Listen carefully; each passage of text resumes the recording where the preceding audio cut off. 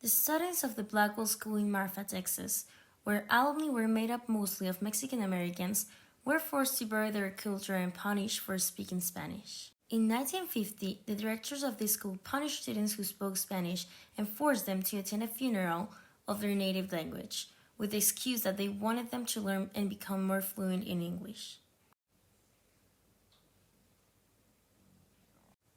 We know that since the past and until today, there has been racism in Texas, especially towards Mexican or Latin people.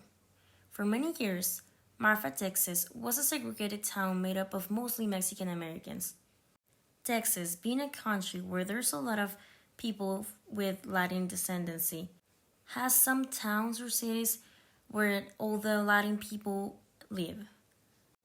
Adding to that, children and young people will go to different schools than the rest of the people.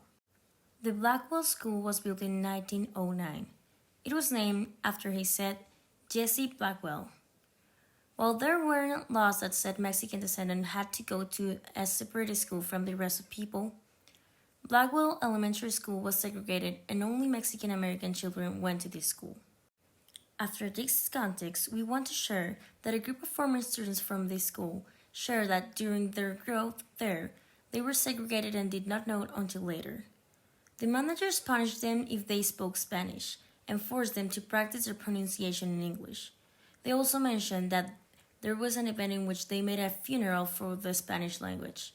They were forced to hide and bury their roots.